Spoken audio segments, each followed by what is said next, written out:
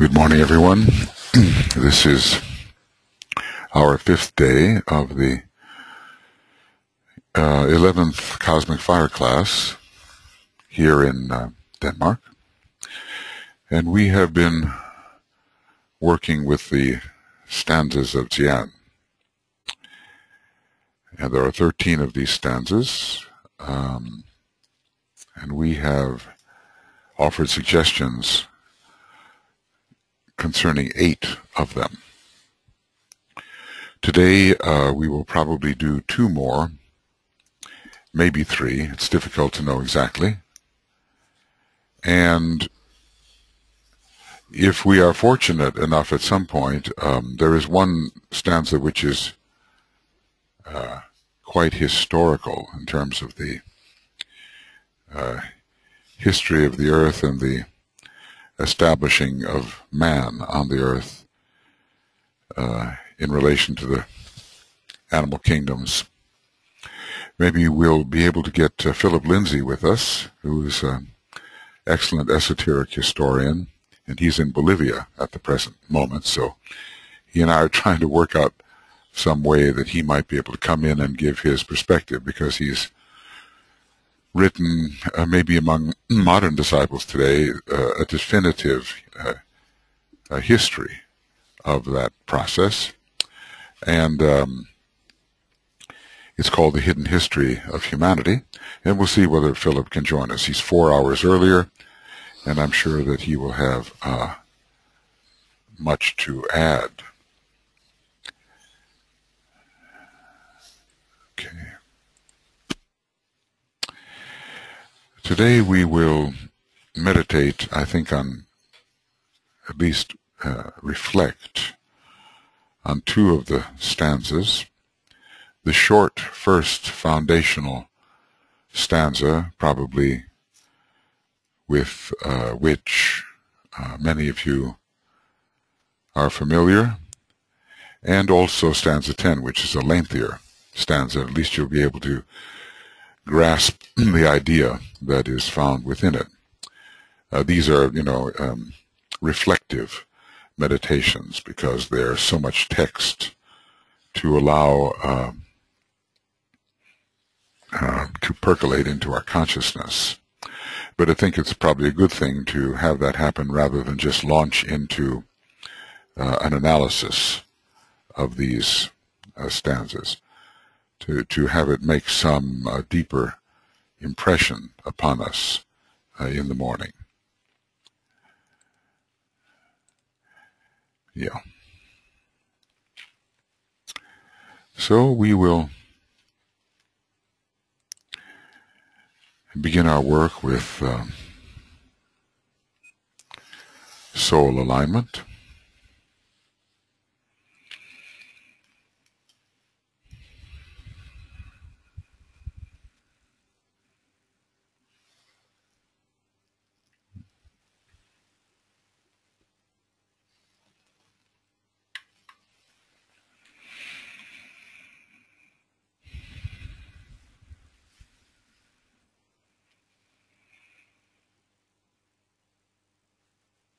We realize what is the nature of the outer human being and the inner consciousness, and we discriminate between the two.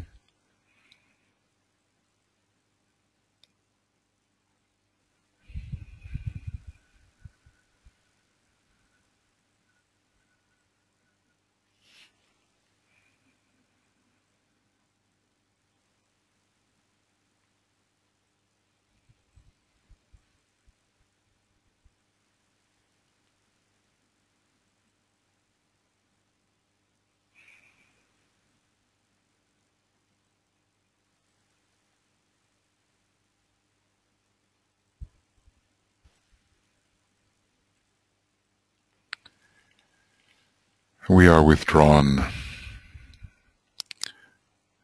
within the observing consciousness and have a very clear feeling that we are the observer of the outer person.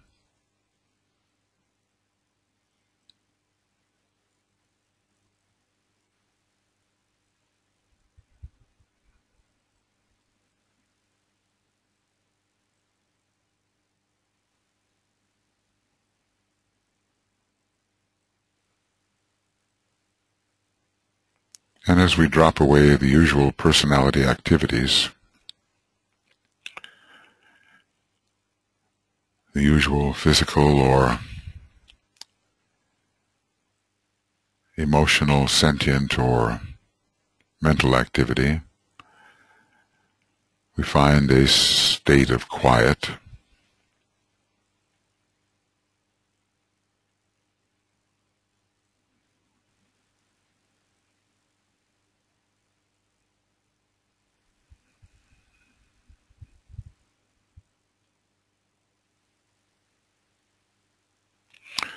and we realize ourselves as a point of being which is conscious, a conscious point of being.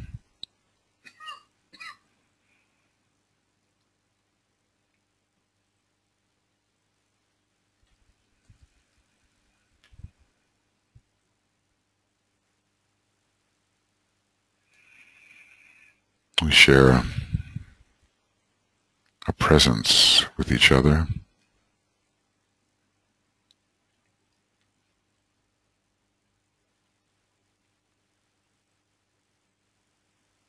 There is one presence, and we are an aspect of it.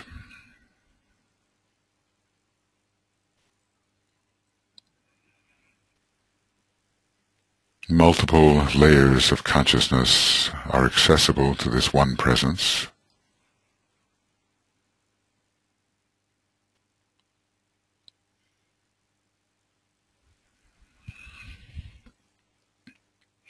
And as we begin to get the sense of fusion,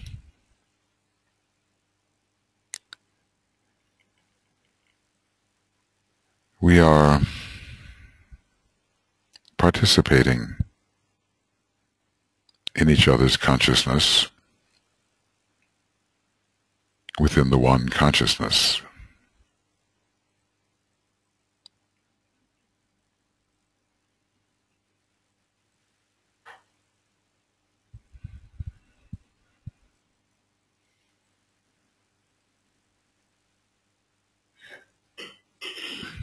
The group is one,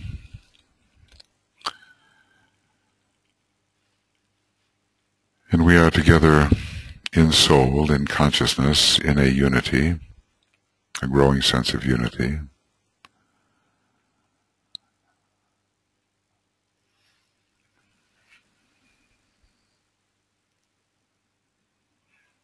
And we extend this sense of unity to the wider group and ultimately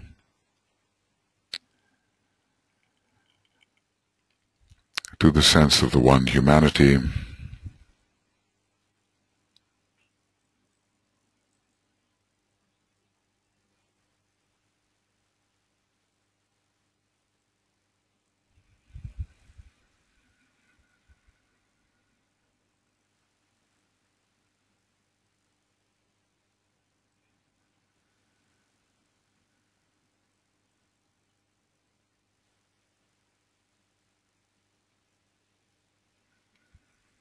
We feel as if the one humanity is indeed one being, one consciousness.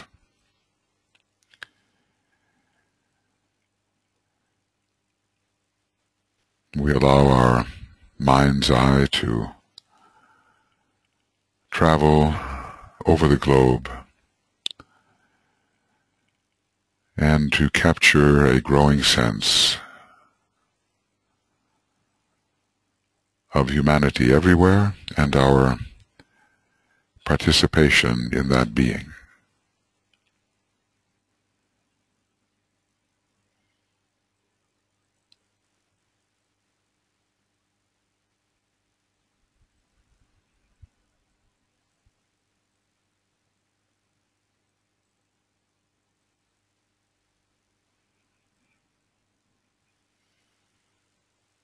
some awareness emerging then of the activity aspect of humanity, of the mind of humanity,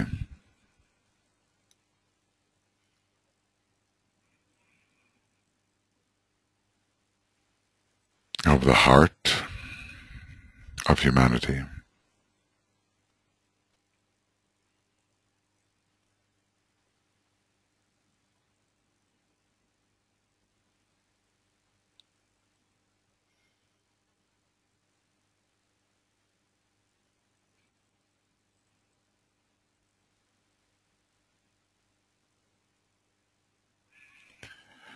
And our sense of the need of humanity is there.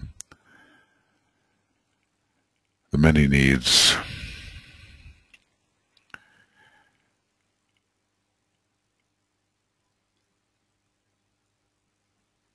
And our commitment to assist in meeting those needs in the way we can, according to the plan as we understand it.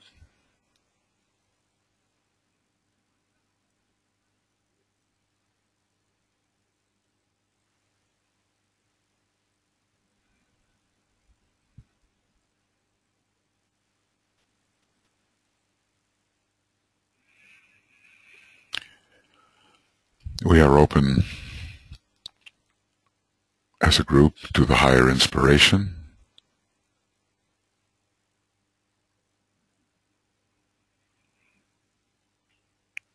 coming from our connection with the inner worlds,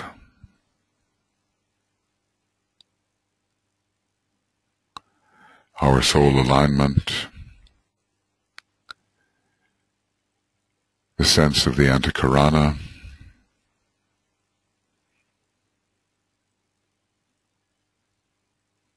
the bridge into higher understanding, wisdom, perception.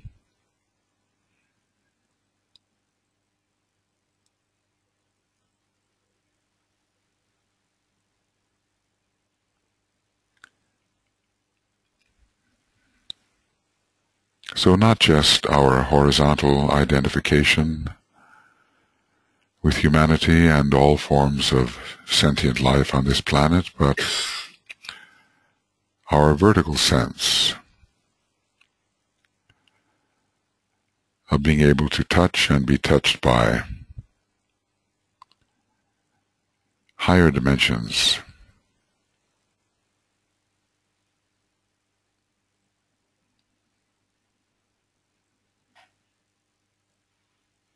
and the beings of higher dimensions, such as, for instance, the members of the spiritual hierarchy of our planet,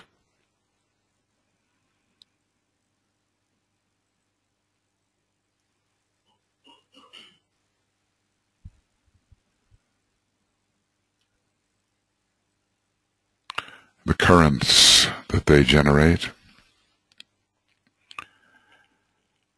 through their radiation,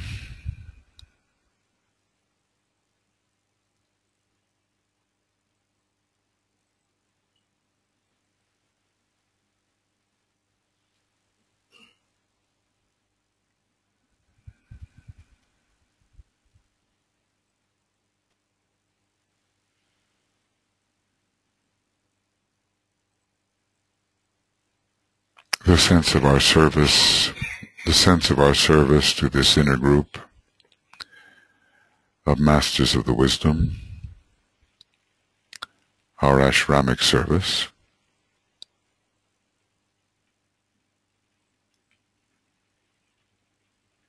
and the closeness, the reception of impression, so that the quality of their life is not remote from ours, but as a group we can begin to approach.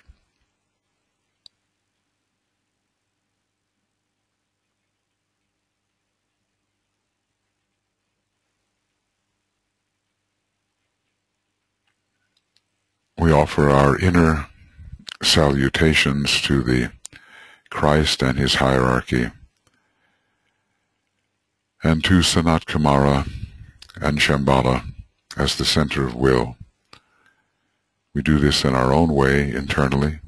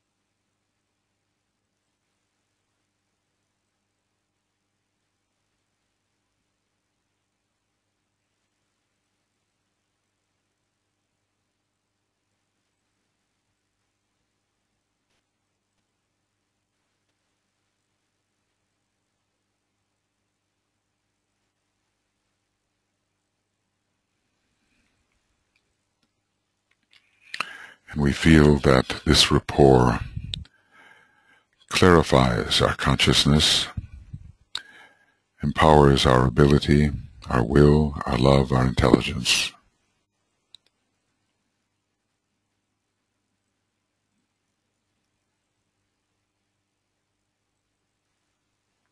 It makes us more capable of understanding and cooperating and serving.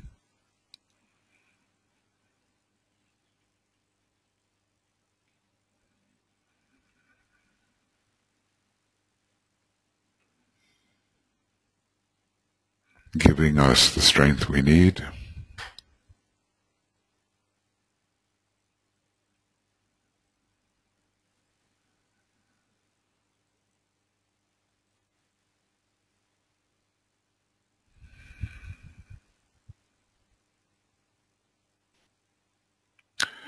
And so in this alignment,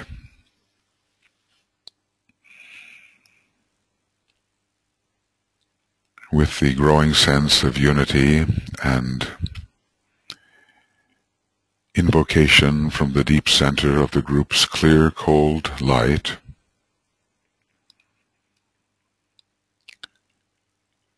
we can enter a reflection on these arcane stanzas,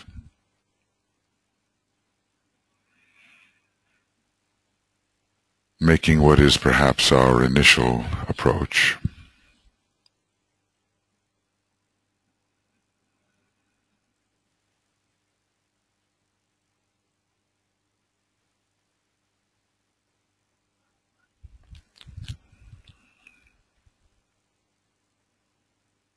Deepening our work. And so we will reflect upon this short stanza, which is the foundational stanza, stanza 1. There are still 5 stanzas that we have to review. We may not quite succeed, or we may just review them lightly to get us started in a different approach.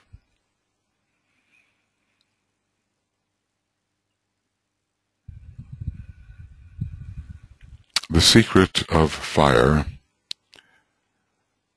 lieth hid in the second letter of the sacred word.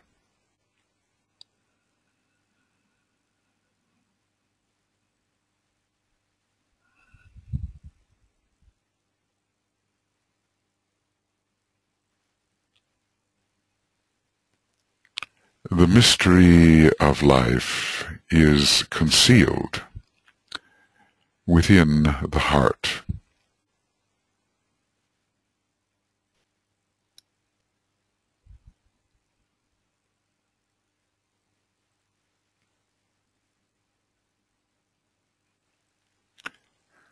The secret of the fire lieth hid in the second letter of the sacred word.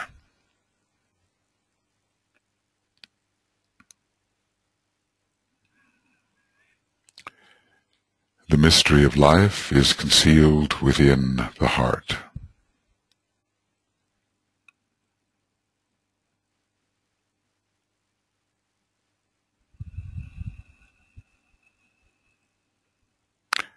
When the lower point vibrates,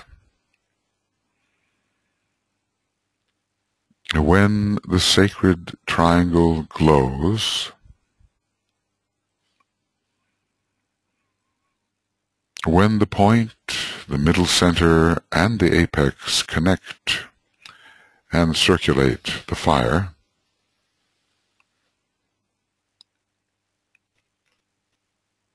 then the threefold apex likewise burns.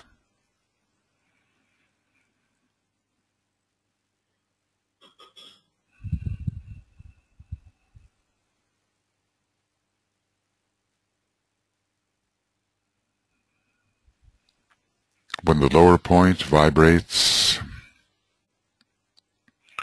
when the sacred triangle glows,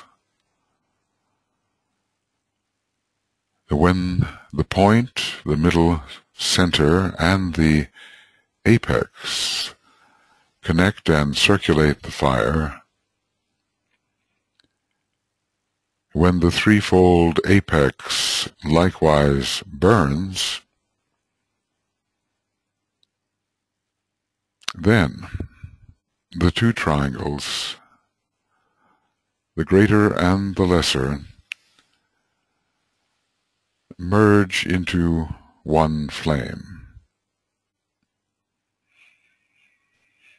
which burneth up the whole.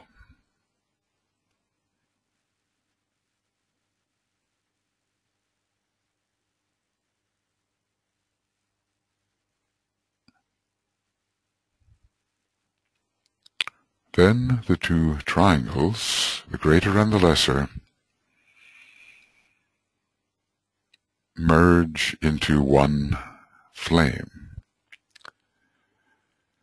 which burneth up the whole.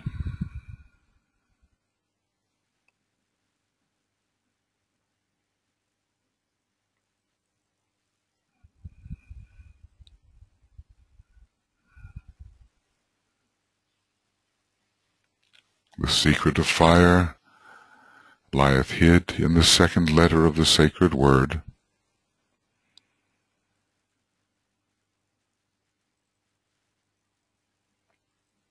The mystery of life is concealed within the heart. When the lower point vibrates, when the sacred triangle glows, when the point, the middle center, and the apex connect and circulate the fire, then the threefold apex likewise burns. Then the two triangles, the greater and the lesser, merge into one flame, which burneth up the whole.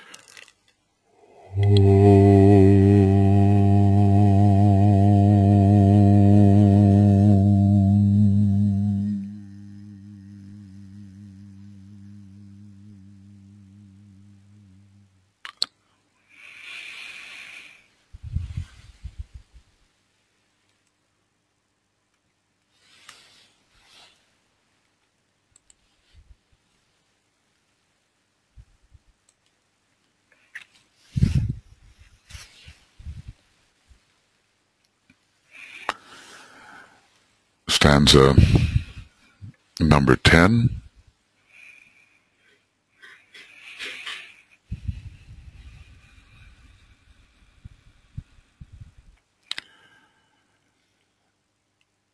The fifth progresseth, and from the remnants of the fourth, multiplied and reproduced.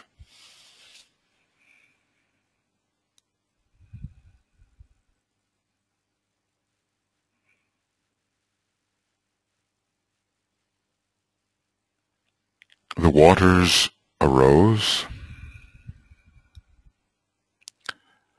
all sank,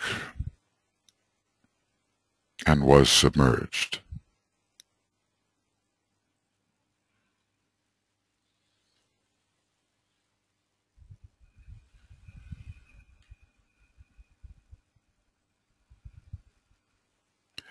The sacred remnant in the place appointed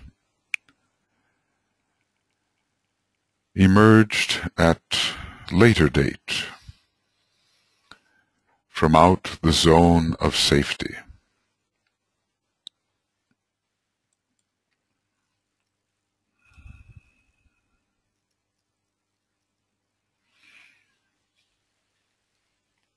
The waters dissipated.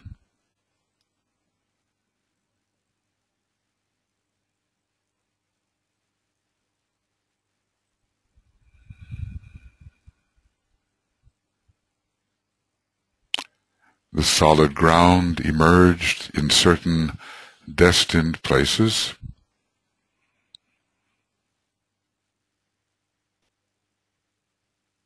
The fifth o'erran the sacred land,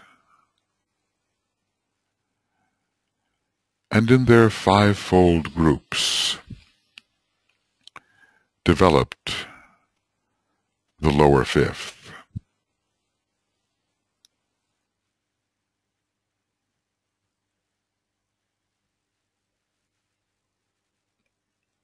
The fifth o'erran the sacred land, and in their fivefold groups developed the lower fifth.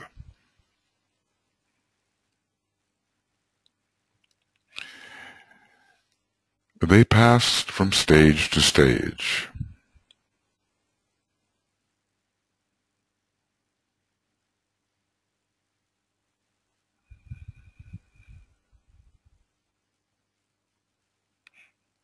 The watching lords, recognizing the rupas formed, gave a sign to the circulating fourth, and it speeded faster on its way.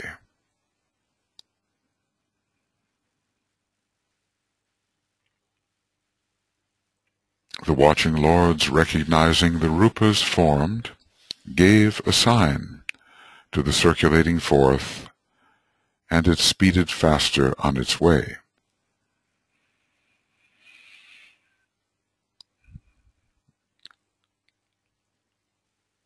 When the lesser fifth had midway passed,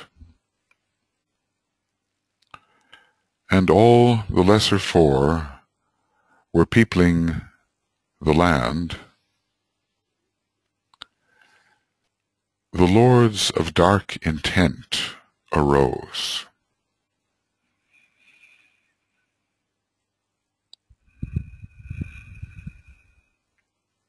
They said, "Not so shall go the force.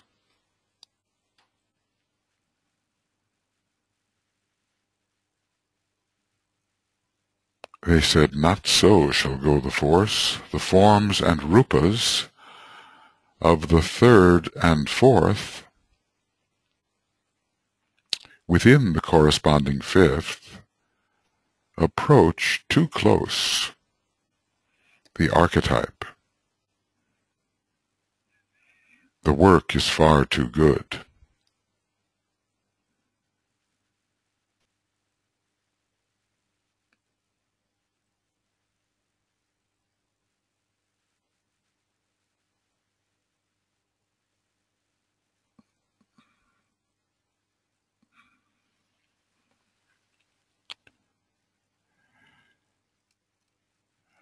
The work is far too good. They constructed other forms. They called for cosmic fire. The 7 deep pits of hell belched forth the animating shades.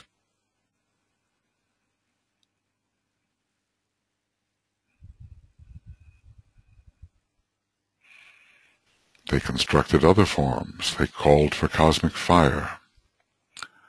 The 7 deep pits of hell belched forth the animating shades. The incoming 7th reduced to order all the forms, the white, the dark, the red, the shaded brown.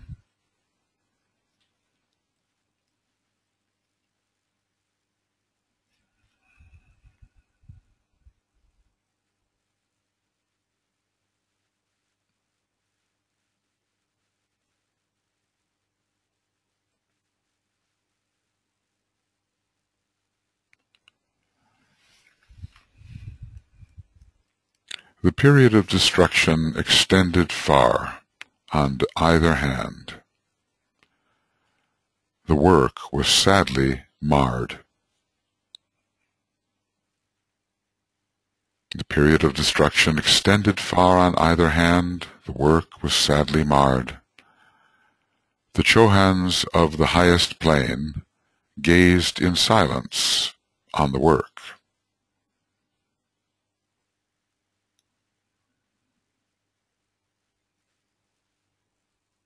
The Asuras and the Chaitans, the sons of cosmic evil, and the rishis of the darkest constellations gathered their lesser hosts, the darkest spawn of hell. They darkened all the place.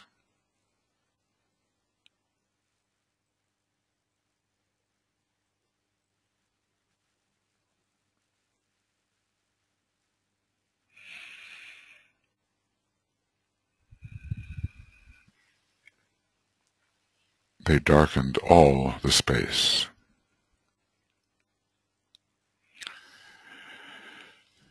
And then a pause and an excision in the stanza, a new section. From the coming of the heaven-sent one, peace passed upon the earth.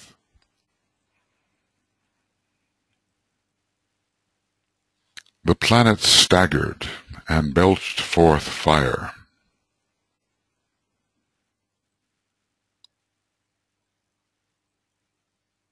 Part rose, part fell.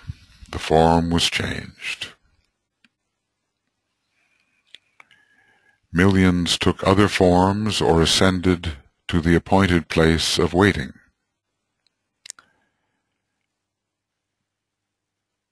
They tarried, that means waited, they tarried till the hour of progress should again sound forth for them.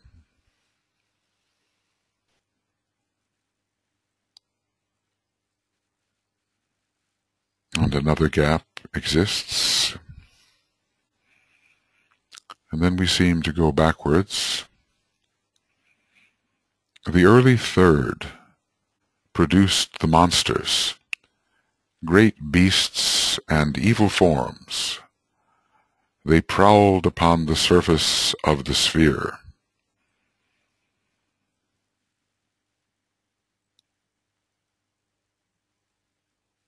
The early third produced the monsters, great beasts and evil forms. They prowled upon the surface of the sphere.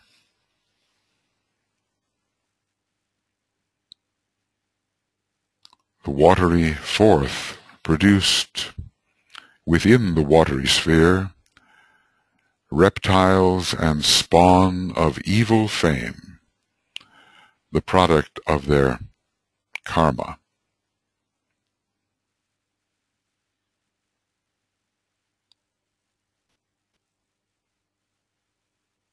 The waters came and swept away the progenitors of the fluidic spawn.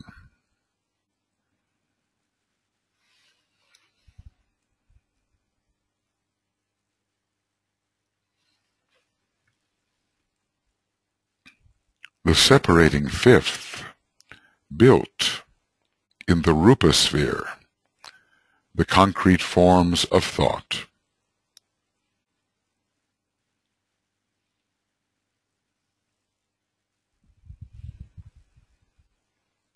They cast them forth.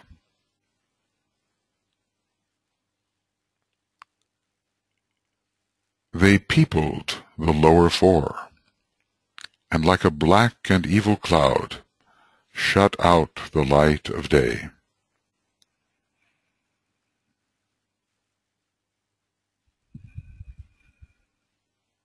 The higher three were hid.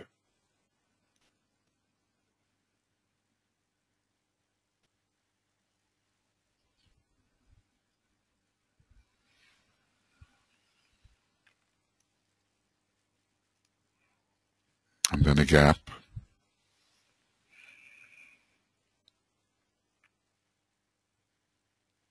The war upon the planet had been waged. Both sides descended into hell. Then came the conqueror of form. He drew on the sacred fire and purified the rupa levels. The fire destroyed the lands in the days of the lesser sixth.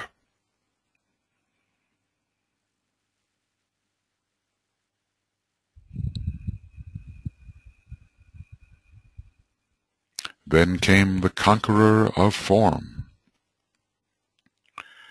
He drew upon the sacred fire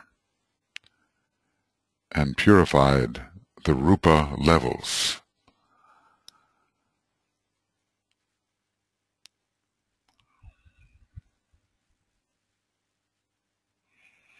The fire destroyed the lands in the days of the lesser sixth.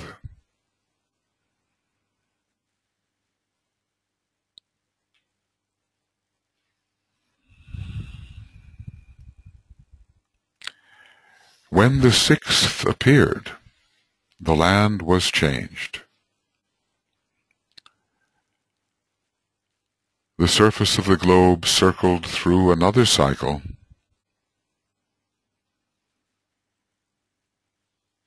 Men of the higher fifth mastered the lower three.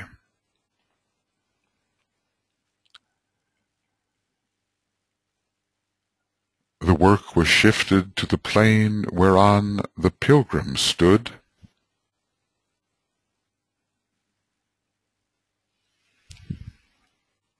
The lesser triangle within the lower auric egg became the center of cosmic dissonance. When the sixth appeared, the land was changed. The surface of the globe circled through another cycle. Men of the higher fifth mastered the lower three. The work was shifted to the plane whereon the pilgrim stood. The lesser triangle within the lower auric egg became the center of cosmic dissonance.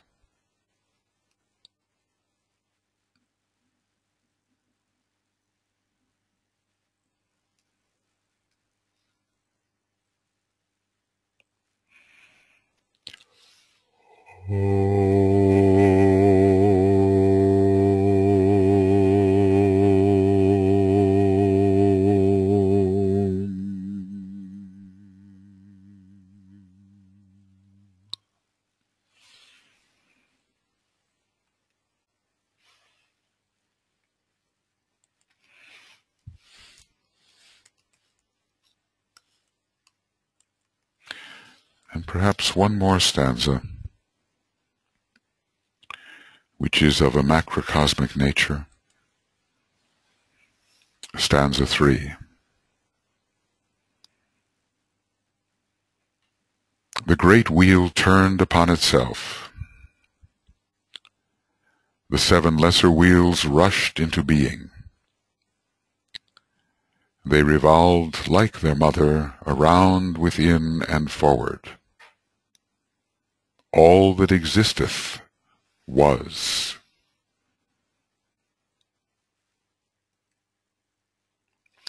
The wheels were diverse and, in unification, one.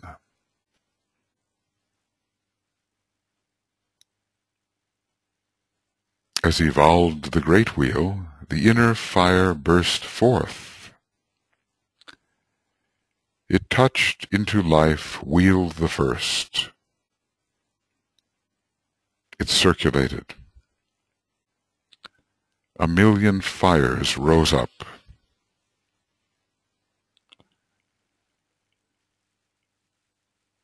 The quality of matter densified, but form was not. The sons of God arose, scanned the depth of flame, took from its heart the sacred stone of fire, and proceedeth to the next.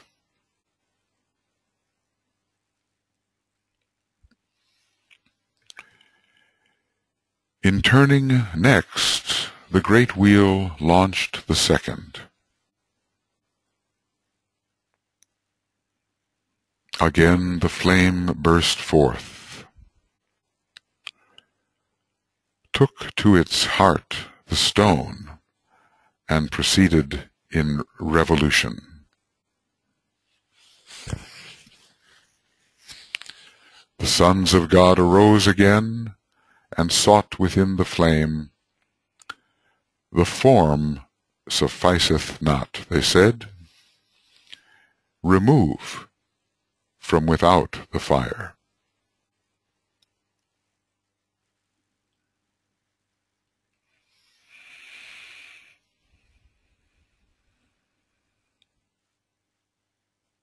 Faster revolved the greater wheel, blue-white emerged the flame. The sons of God again came down, and a lesser wheel revolved. 7 times the revolution, and 7 times great the heat. More solid grew the formless mass, and deeper sank the stone.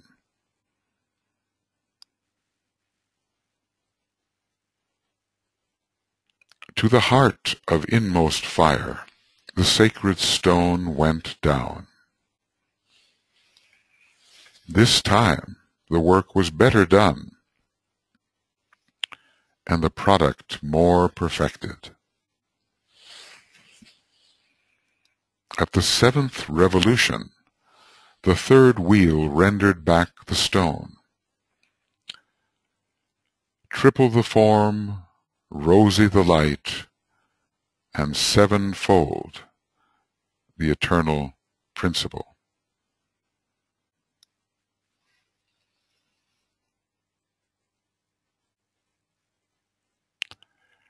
From out the great wheel, down from the vault of heaven, came into light the lesser wheel that counted as the fourth.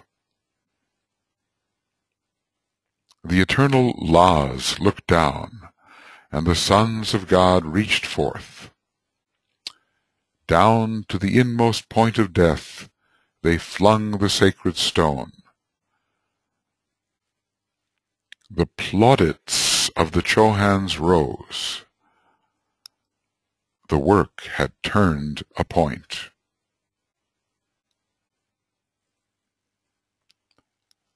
From the pit of outer darkness they gathered forth the stone, translucent now and unalloyed, of color rose and blue.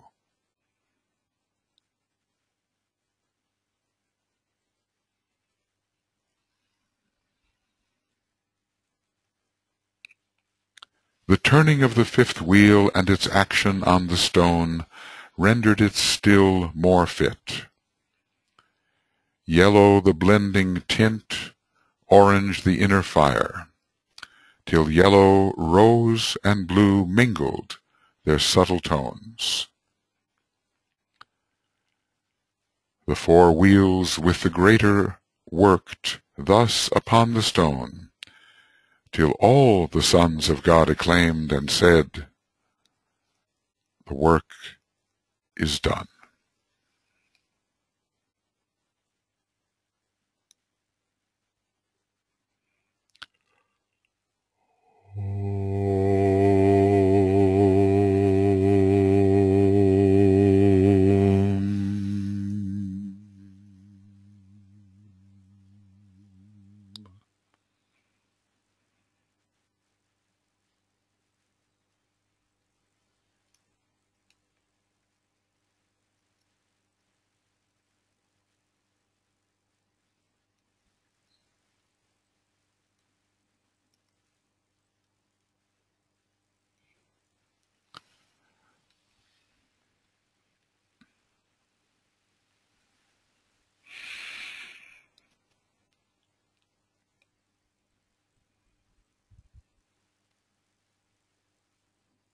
And there are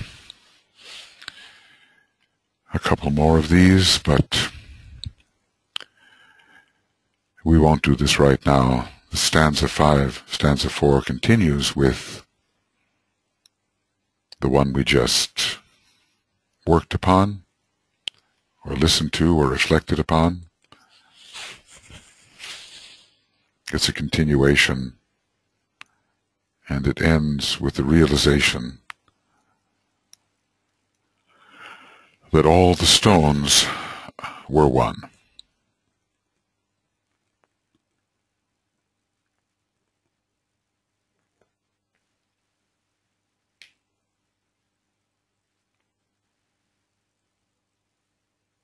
And so we're dealing with the immersion of the monad in various forms and its ultimate abstraction and withdrawal. And so we've looked at or reflected upon the secret of fire. We've seen something of the history of the early races, the floods, the wars, the miscreations,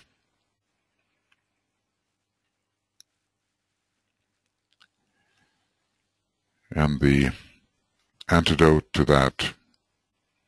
And we've started on the work concerning the rounds of our planetary wheel and the immersion of the monad at various levels in these rounds.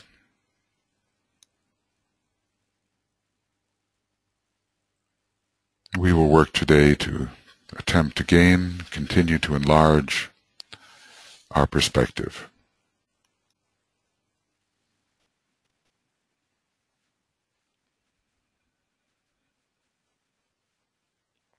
And we will together sound the great invocation.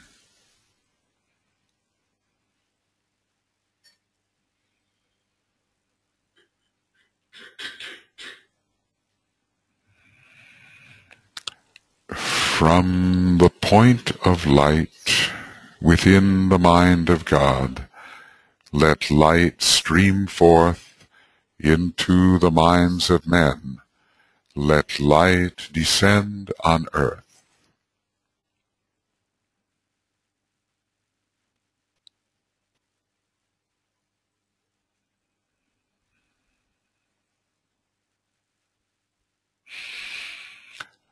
From the point of love within the heart of God, let love stream forth into the hearts of men. May Christ return to earth.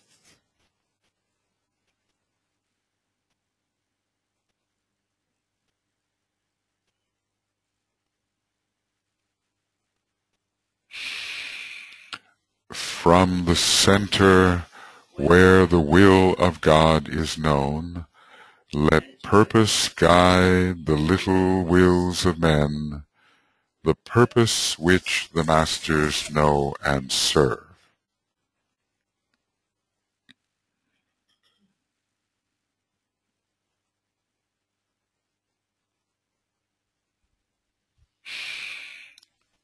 From the center which we call the race of men, let the plan of love and light work out, and may it seal the door where evil dwells.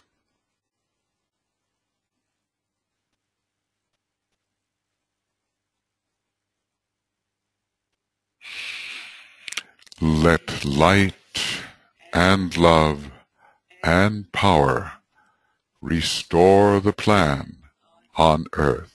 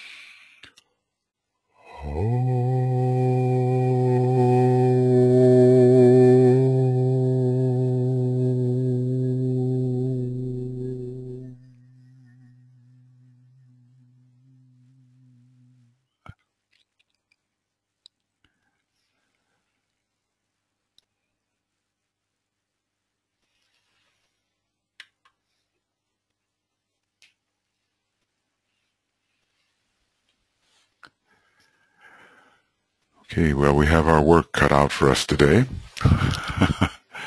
They're quite diverse, these stanzas. We'll see what we can do, and if it's not possible for us to review in great detail these stanzas, then at least perhaps we can indicate some of the possible meanings so that we've covered now 8 in quite great detail.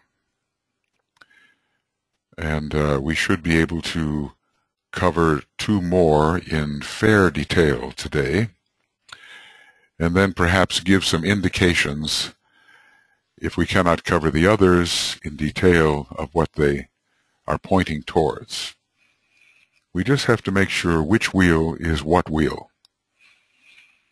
This is our first task. A great wheel can be the greatest, the solar, the planetary. We have to understand whether we have a planetary or a cosmic significance. Okay, then we will take our breakfast break, and we'll be back at about 20 minutes after, 25 minutes after, something like that, after 9. Okay, thank you. We'll see you a little later. Okay, friends, some of you can stay with us at this point, and we have to take a little, it's early morning here, take our breakfast break. We will be back, hopefully by 20 after 9 or 25 after 9 or 25 after 8 Greenwich Mean Time. And I'll leave a little note to that effect.